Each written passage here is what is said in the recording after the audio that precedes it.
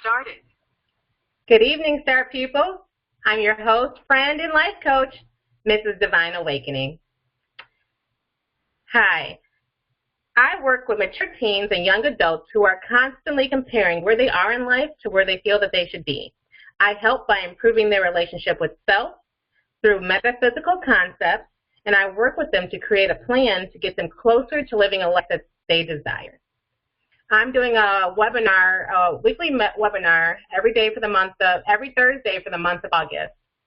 And it's called Discover the Power Within. For this episode of Discover the Power Within, we're going to be talking about the power of the higher self.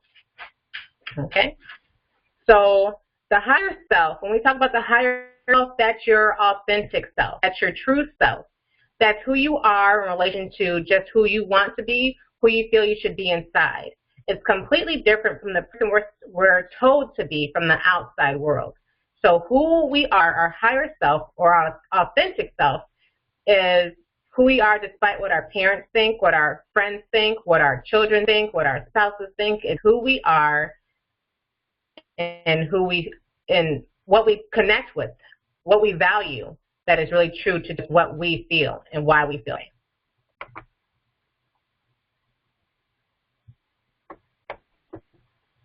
All right, so you are a star, literally.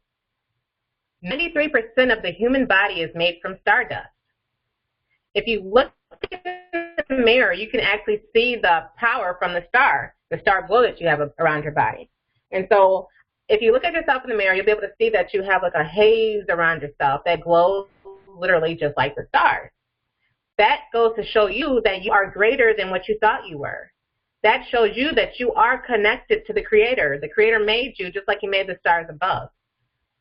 That goes to show you that just like how angels have a glow around them, that you yourself have one too.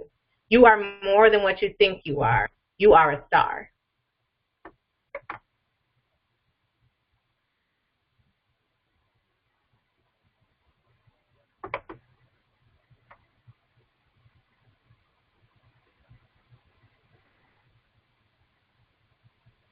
Now, so the glow that's around your body is what we call an aura, okay?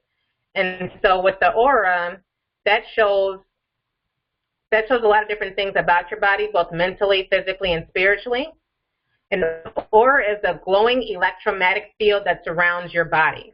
Now, it's not just your body that has an aura. It's all things like plants, animals, everything has an aura. Okay, but the human aura and auras of anything that's living can actually change colors to present something about you or tell you something about yourself or your feeling either mentally, spiritually, or physically. Okay, so why is it important? The aura is important to the higher self because it connects you to your higher self. It reminds you about the power that you have within. Okay, and so basically what it's used for is just to remind you about the power that you do have, to remind you that you're more than just a body, to remind you that you have a soul and a lot of other things within you that you can use to help you get through this life. So for your aura, you can do this exercise in the mirror where you can detect it. So the aura, when you look at your aura in the mirror, you might notice at first, you might just notice a white haze around your head. Like a little hazy, fuzzy, whitish, transparent outline. But if you stare long enough, then you will also notice that there are colors. Some people can detect colors in their auras right away. Other people cannot. So children, they're the ones who can detect colors and auras right away. They walk around seeing auras all day, every day. The thing is, though, is that we all start off that way, and then we learn to unsee them. We learn to think that it's invisible because nobody talks about them. When you're saying what you're looking at, when you describe what you look at, no one ever describes the aura that's around it, okay? And so the children are then taught to not describe the aura that's around it. So although they may see it, they may think it's just something and something in their eye. They may think that something's wrong with their vision. They don't understand what it is that they're seeing, and they may just ignore it because everyone else is ignoring it. And so children are taught to unsee it. But it can come back. It may take some time. You will have to stare in the mirror for a long time sometimes, and sometimes when it comes back, you first just see like a burst of color or a flash of color, and it comes really quickly because by the time you detect it mentally that, yeah, I just saw a color, it goes away because the logic within your mind tries to make it illogical for you to see a flash of color around you. So we're trained to not see it, so our mind tries to go back to what we were trained to do, the habit of not seeing it. So how can you find your aura? There's an exercise you can do when you look into the mirror. You look into the mirror and you just kind of stare at the mirror in your eyes, but not a hard gaze, like a really soft gaze, just like you're trying to go into a trance or you're just zoning out. So you just stare at yourself in the mirror, and then you'll start to notice like a energy field around you, a haze, an outline of some sort around yourself. Okay, and then that outline may change to color. Some people see different colors at the same time because there are 7 different bodies or layers of the aura, and they all represent different colors of the chakra. So there are different layers of it. Some people may detect 2 layers. So they may see the color blue in the first layer and then the color yellow in the second layer. So they may say, I see a blue and yellow. All right, so when you detect it, you'll start to see more of what I'm talking about with the different layers and things of that nature, okay? Another thing that may happen while you're staring at yourself in the mirror, trying to find your aura, you may start to look at yourself as a projection. You may look like a projection, like a hologram. So when you see the holograms of famous people on TV or like a concert somebody did of a hologram, that's exactly how you look when you start to stare at yourself and try to look for an aura. And then sometimes, too, it will go from just you looking at your hologram to you seeing another version of yourself right on the left side. And then you may even see another version of yourself on the right side. So it's 3 different holograms of you that you'll see. And then if you shake your head, you can come back to just your one vision, or you can blink and come right back to it. But either way it goes, no matter how many times you blink, you'll be able to still see your aura. So it's going to be hard at first for you to see it. So when I suggest when you do try to see your aura for the first time, that you're staring in the mirror with the light on. It doesn't have to be bright. It can be dim, but just not dark. You have to be able to see yourself in your reflection. And then at first try to have just a solid color background behind you because it's easier for you to detect that way. But once you get used to detecting it, it doesn't matter what background is back there, you're going to be able to see it. Another way for you to check out your aura is for you just to stare at your hand. If you put your hand in front of you and you just stare at it for a while and try to like do the soft gaze, like I was saying earlier, where it's like you're in a trance when you look at it, and then you'll start to see the glow around the outside of your hand, and you can go from there. So that's a way for you to detect it even if you're not in front of a mirror, okay? And I said earlier that the different 7 layers of the aura are connected to or to you about your chakras, okay? So this is why this is important because your chakras are your energy vortex, okay? They create an energy balance in your life. So even if you're feeling tired or don't have any energy to pursue this thing or that thing, it's because of that. If you can't feel love, it's because a chakra is unbalanced. If you don't feel stable in life, it's because a chakra is unbalanced. If you're having trouble vocalizing your opinions and what's really important to you, you're having trouble with blocked chakra in your life. Okay, so your chakra reveals information about your body, and then it reveals information that is spiritual, mental, and physical. And chakras are important because they're kind of like the mood ring. So if you're able to detect your own aura, then you can kind of detect what kind of mood you're in or if somebody else is in. And now, I know I'm talking a lot of energy work here and saying how you can see energy and all that, but now I'm going to let you know, too, that you can feel energy, literally feel energy that is being radiated from your body. This energy is vibrating at a rate where it's giving your body and the universe signs and information coming to and from you. And so by this, when I say feel your energy, so let's say you walk into your job and you're just not in a good mood today. Somebody who walks past you may notice, hey, what's going on? You don't seem like yourself right now. Now, you don't have to say anything to them that, you know, something's up with me or I'm not feeling myself right now. They felt that. They literally can feel the presence of that energy that's coming off of you, whether it's positive or negative. Just like somebody who's really high and positively vibrating. They can walk into a room and somebody say, wow, she's a real trip today, you know, and that's just because of the energy she's giving off or he's giving off.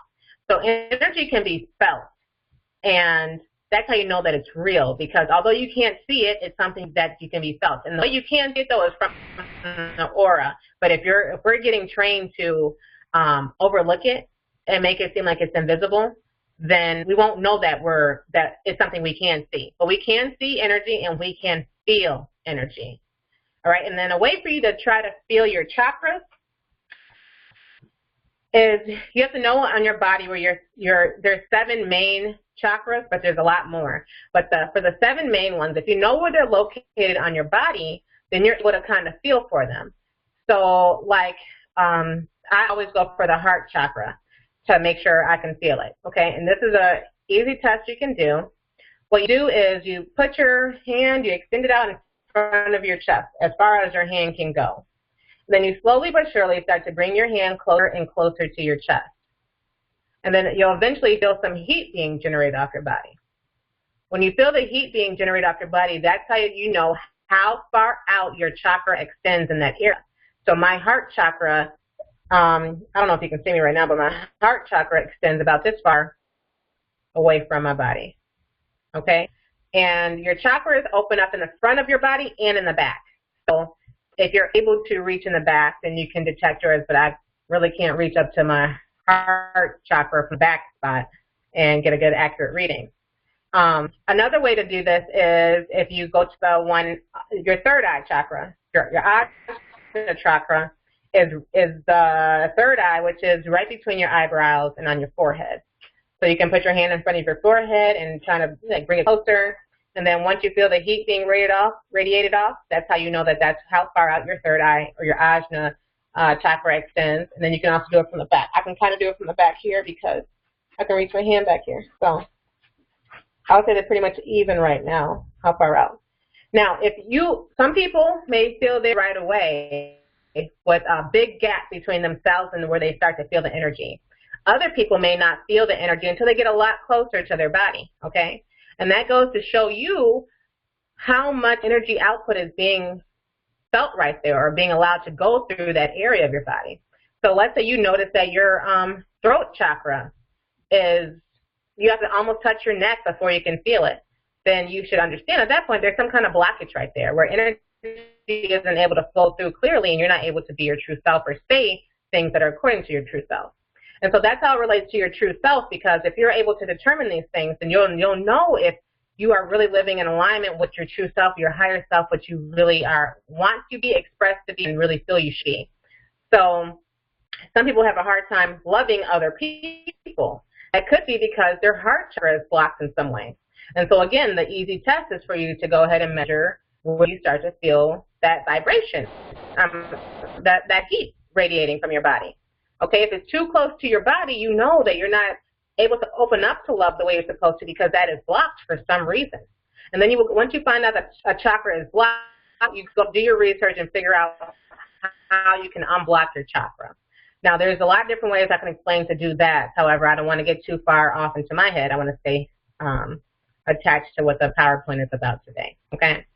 So those are different ways for you to detect your chakras and know that they're there. And it's important because it aligns to your higher self. So if there's ever a moment when you're feeling like just down the dumps, or there's ever a moment when you just need to give yourself that extra push of empowerment or source of empowerment where you may feel like you're taking a risk when you're doing something. It's something you really want to do, something you feel is fun or something that really aligns to you. You remind yourself that you're more than just a human being. You are also a spiritual being. What I like to say is that you're a spiritual being having a human experience, okay? And so that means that you were put into this body. This body isn't you. You're put into this body, okay? That's why we can go to sleep and our bodies are still doing what they're doing, because we're not just part of our bodies. We're so spiritual that we're more mentally connected than we are with our body. So if you're ever having a hard time, a tough time, or just need that extra that extra push, you can go in the mirror, detect your aura, and smile, or say something empowering to yourself. Say a mantra, say a self-affirmation. Tell yourself something of encouragement, like, yes, I'm going in for this interview and I got this. I can get this job. You know, look at your aura when you say it, and you'll see how bright you're shining. You see what it makes you feel when you're looking at that, understanding that you have another source of energy that is channeling through you to help you fulfill your destiny, to help you manifest anything that you desire. The best things for you to try to manifest are things that are actually lined up with who you truly are. Because when it's lined up to who you truly are and what you truly want to do, it will come to you in the most perfect way. Now, if you're doing things because you're thinking it's aligned to what you truly want to do, but in reality, it's something you were told you should do because you will be good at it, and it's not even something you really feel, or that's really not aligned with you, it's just something you were told you should do, then you're going to notice that it's not going to be aligned perfectly. You may get that job or be able to do that thing you were told you could do perfectly, but would you be happy there? Who knows? Because it's going to be some bumps in the road because it's not something that's true to you. It's something that was suggested by someone else. So another way for you to get pumped up, to make a decision, to do something, to take that risk, to believe in yourself again, to love yourself when you're down, is for you to feel for your chakra. That's why I was going for the heart chakra, because that's the love, that's the one for your heart, so that has to do with love, you know, things like that. So I'll feel for that, and I'll feel how big it is, how far out it is from my body, where I know I have that much, you know, strength to go off of, because that's my energy, at least, is being exerted from my heart chakra. And that, to me, is the most important. Now, they're all important chakras, but to me, to come from a space of more love than anything is going to generate the best manifestations for you. Okay? So your higher self is your authentic self. And I keep saying this, and I keep saying it's about you and not about what anyone else wants you to do. And so for you to find out who your higher self is, you really have to go there internally. You really have to have that mental, internal conversation with yourself to find out these answers and find out who you really are. You have to ask yourself, who am I really? And I know I did this through a form of meditation. I asked myself this while I was meditating. And then I just tried to let go of all my thoughts and see what came to me. And now sometimes you may not get your answer right away. Sometimes it may take you to go to sleep or some series of events that happen throughout your day to give you your answer. But you'll start to realize that as you ask yourself these questions that make you think, that really make you think, and you're not asking anybody else. I'm not going to my husband and saying, who am I really? I'm not going to my mother saying, who am I really? I'm going to myself and asking myself that question. Therefore, I can connect to my higher self. My higher self will take its time and give me the message and the answers that I'm asking for. And your higher self is directly connected to your creator. So you will know when you get your answers, and you will know it will resonate with you to a point where you don't have to even question it. You know that it's truly something I consider to be my authentic self, or really a part of me that is not under the influence of anyone else, that is truly what it is that I value, I believe, that I want to do. Another question you can ask yourself to try to determine who you are authentically is to ask, what is unique about me? Ask yourself that question. And you can ask yourself that through meditation. You can ask yourself that just through prayer. You can ask yourself that just by writing it down on a piece of paper and thinking about what answers come to you when you ask yourself that. So what is unique to you is a lot of different things. It could be your personality. It could be your hair. It could be anything. There's a lot of different things that are, no one person is the same. So there's a lot of different unique characteristics that somebody can have about themselves that sets them apart from everyone else. Okay? Another question you can ask yourself is, what do I love about myself? Or what do I dislike about myself?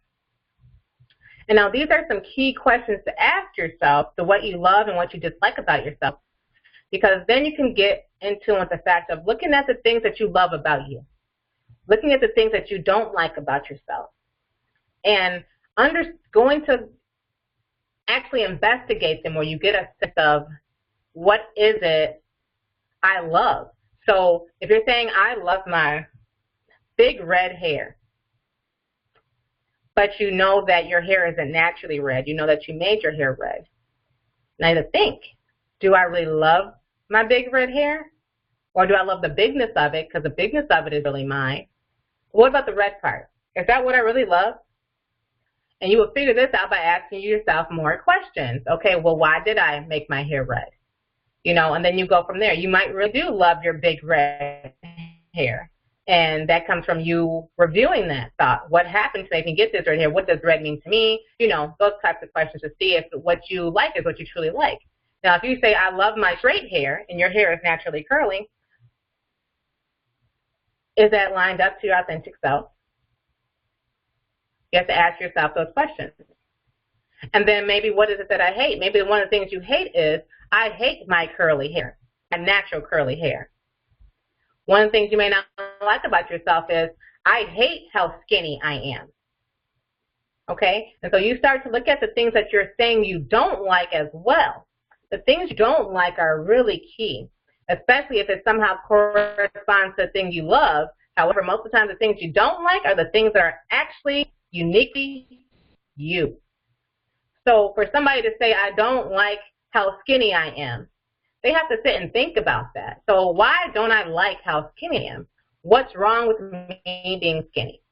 Now that person may actually feel like nothing's wrong with me being skinny. However, every time I turn on a music video, it's some thick girl.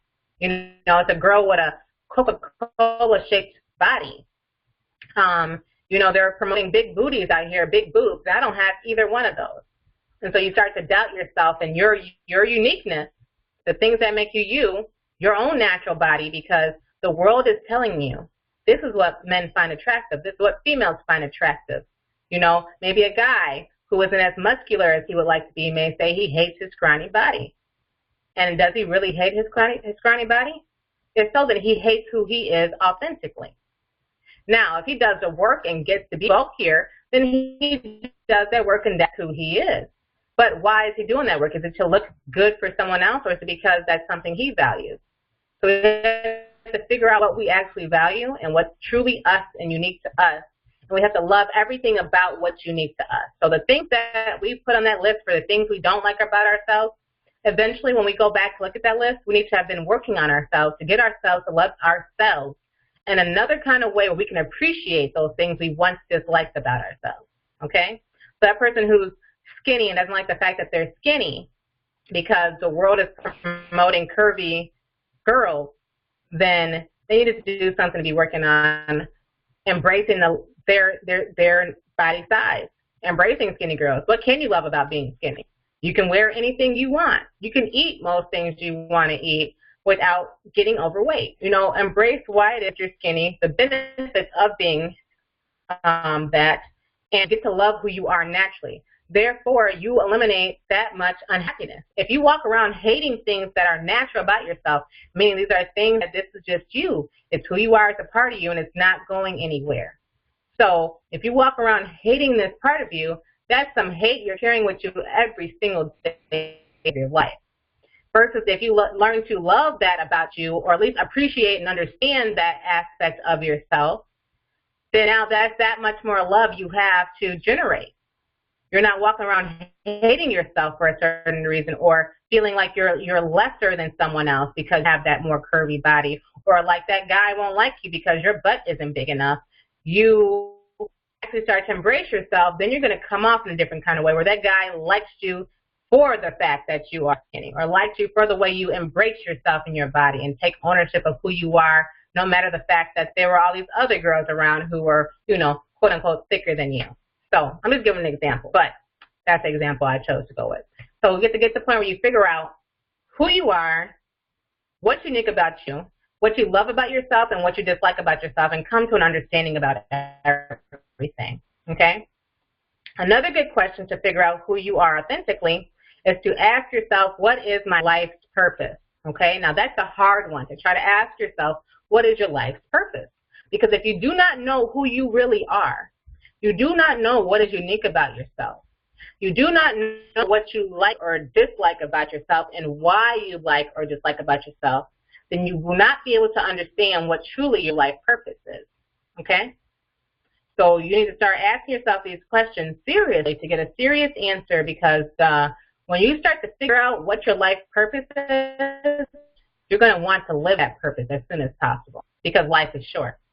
And you want to be here doing what the Creator brought you here for. And it's just unfortunate that we don't have courses like this in class. We're not taught things like this in college even. So we're taught that we should go out here and work. And basically, what are you good at? Okay, you're good at math. Okay, maybe you should be a chemist. Okay, and then now you're a scientist somewhere. Or maybe you should be a doctor. Now you're a doctor somewhere. Or my parents always wanted me to be a doctor. But is that your life purpose? You'll know soon, because you won't be happy if it's not. You'll know soon because you won't feel like you're doing anything meaningful in this world if you're not. So start asking yourself these questions so that you can avoid situations in your life as, midlife crises. Also, ask yourself the question, what do you truly desire? Okay? If you ask yourself what you truly desire, what you truly want out of life, you can figure out what your purpose is. You can figure out what it is you should be doing, or what types of things you should be honoring and valuing. And therefore, if you can value it, you can honor it. If you can honor it, that means you are living your life in according to the fact that you believe that this value or this belief is so important, it should be respected and evaluated in everything that you do, every big major thing that you do.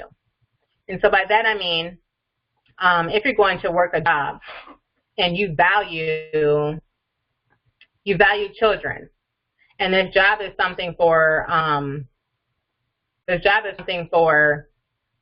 older adults, okay? Are you actually going to like this job? You value children. So you have to ask yourself these questions so that you can actually be happy what you're doing and living your purpose, okay? Now, when you're asking yourself these questions, if you really get stuck, then a go-to thing is for you to think of yourself as a child. How would you answer these questions if you were 3 years old again? If you were 5 or 6 years old again? And this is important because children are the most connected to their authentic selves naturally. And by this I mean, if a child thinks something is funny, they're going to laugh. If a child feels like being silly, they're going to be silly. If a child is sleepy, they're going to fall asleep or act out until they fall asleep. If a child is hungry, is going to try to put something in his mouth. If a child feels like screaming, it's going to start screaming. If a child feels like doing anything, they're going to do exactly what they feel. If they think something's funny, they know what's funny to them and what's not funny to them. A child is so free and is just being. They're not thinking about what someone else is going to do if they do that. They're not thinking about how someone else is going to feel if they do what they feel like doing. They're not thinking about how people are going to look at them when they do what they're going to do. They just do it. They're just about being and being free and doing whatever makes them happy, whatever feels good to them, whatever feels right at the time. Okay? Because they haven't been affected by the hardships of life.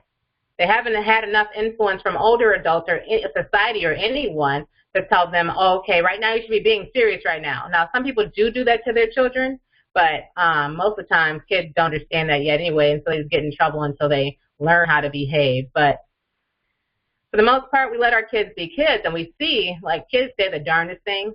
They do the darndest things. They're so cute, but the whole truth of it all is that they're true to themselves, and it's awesome. They are awesome. Their behavior is awesome because they're so true to themselves. They don't care what anybody else thinks. They're going to do it. But with the things that they're doing aren't things that are going to hurt anyone else. So they don't care about what anyone else thinks, but they also know they're not hurting anyone. They're doing what they find pleasurable. So answering yourself or asking yourself all these questions, you should, if you get stuck, think about your inner child would say. And if you can't think about that, hang around some kids. Go babysit your nieces and nephews. Go to a birthday party with somebody who has kids. Go teach at a school. Do something. Be around some kids, and you'll feel their energy, and then you'll understand how to channel your inner child again. Okay. So this is all important because it helps you to avoid your midlife crisis or correct midlife crisis. It helps you to live the life that you deserve. It helps you live the life that you desire. So once you understand who your authentic true self is, if you are one of the lucky few who find this out while you're still young, who find this out as a teenager, who find this out as a young adult, then you can actually avoid having the midlife crisis. Now, the midlife crisis is something that people make it seem like it's something that's unavoidable, that everyone's going to experience this, and oh, you're having a happy marriage now. Just wait until you hit a midlife crisis. You know, so people make it seem like it's a big doomsday, a big downfall of relationships, big downfall of your life, yet no one has done anything to help avoid this.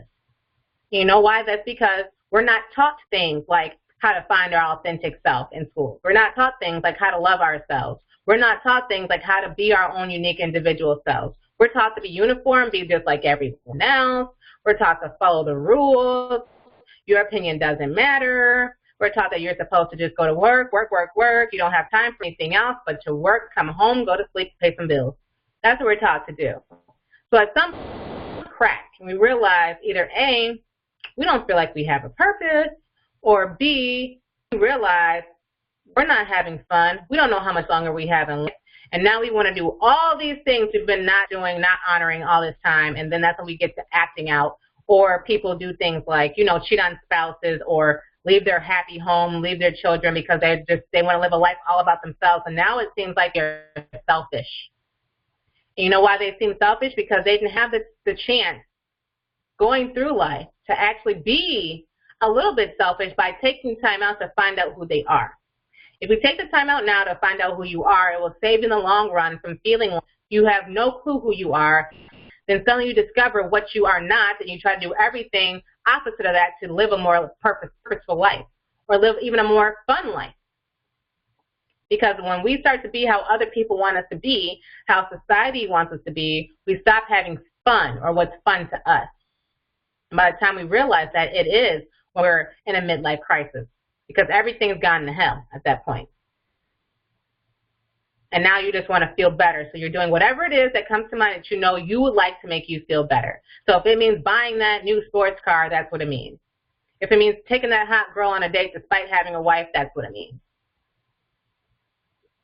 So to avoid or correct midlife crisis, start to discover what's within you. Start to just ask yourself those challenging questions and really figure it out. So that way you can understand it's not a midlife crisis that you're having. It's a discovering yourself that you're having. And then you can go about it in a smooth transition way. Okay? You can also have a new outlook on retirement. Some people retire feeling like this is the end.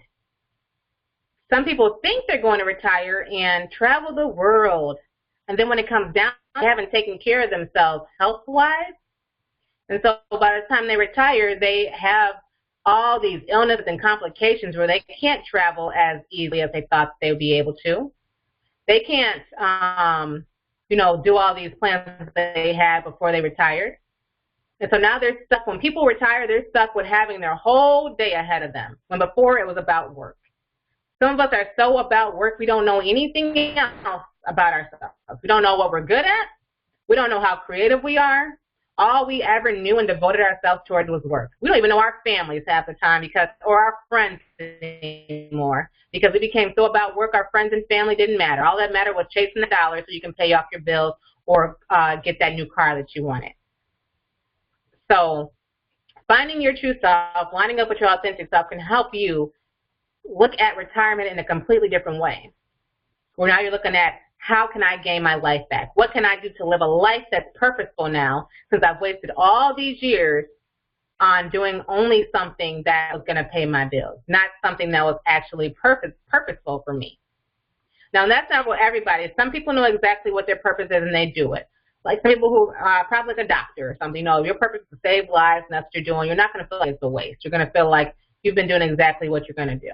But some people do. Some people retire and feel like they might as well just die now because there's nothing else left for them to do in the world, or they don't have any grandchildren, things like that. They're so lonely because all of a sudden they have all this time to themselves and they were deprived of that me time that they needed to be experiencing every day of their life. And suddenly they're forced to experience this me time every day, every hour of their life, and they have no clue what to do to keep themselves busy, interesting to them, they don't know because they haven't had this time. So start looking inward at yourself now to figure out who you truly are. There's so much power that comes from that. Okay? And then for the teenagers, you can avoid that period of your life where you feel like nothing matters. You feel like you have no purpose. It doesn't matter. People, the phrase YOLO, only live once, okay? People start having this carefree YOLO behavior, and they start to take these risks because they don't care. They don't care about life. I know I was there as a teenager.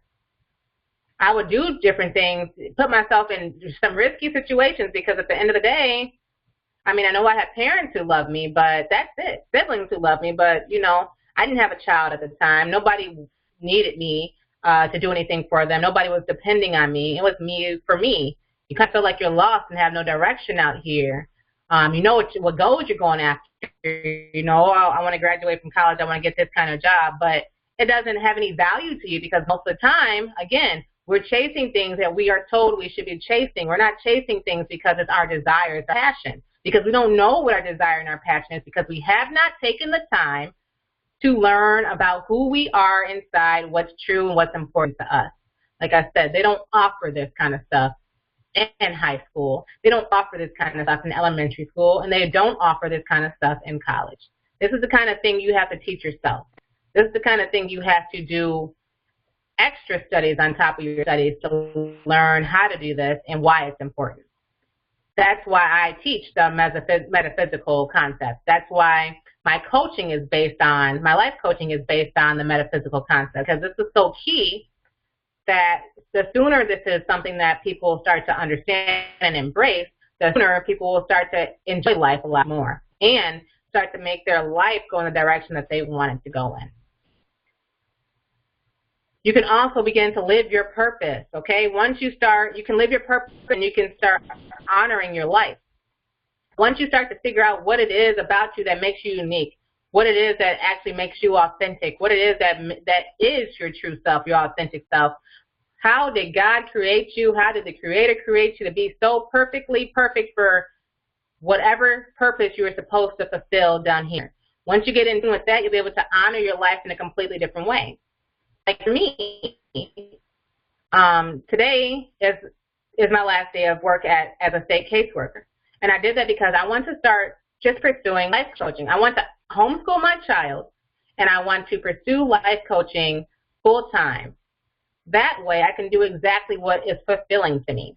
One of the things I value is family and how much quality time I have and the workload, the work-family balance, the work-life-family balance that I feel is important to maintain my happiness, okay? And in order for me to do that, I could not be a caseworker anymore. The caseworker job did not line up to anything besides the fact that it gave me enough money to get by. That was it. I no longer felt like I was helping people. There was so much policy related in it. I did not feel like I was helping anyone.